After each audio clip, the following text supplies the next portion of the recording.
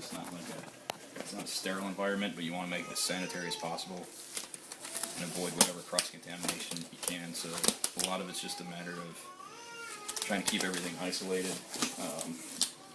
Gloves obviously are important. We use these dental bibs as kind of a barrier to set up on.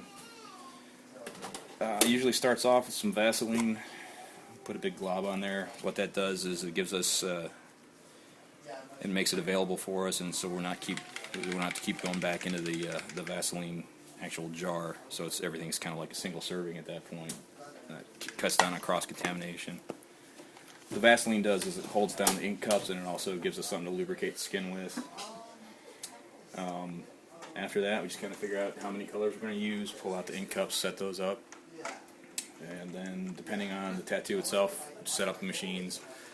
Depending on the tattoo, typically a tattoo will be you'll set up a lining machine and a shading machine.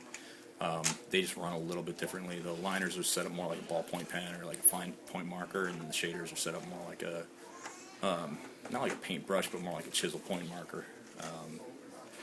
Yeah, it's just a matter of making sure that you've got your rinse water, your green soap, and you've got everything protected with as much bloodborne pathogen preventative measures as possible. Do you change the rinse cup? How often do you change that during a tattoo? During a tattoo, if it's one of those that's going to have a lot of different colors, and I don't want to like get one color to another color, I'll have like 2 or 3. But typically, you can just use the same rinse cup throughout the whole tattoo.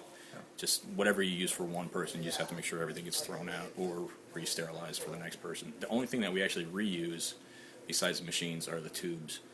And those are all autoclave sterilized, so like hospital specifications. So everything else, the needles, all the ink gets thrown out. Whatever's not used gets thrown out afterwards.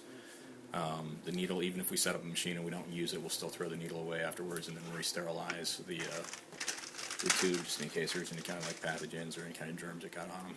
How much has cleaning changed, in the years that you've been? What's the difference you've seen from when you started tattooing to now?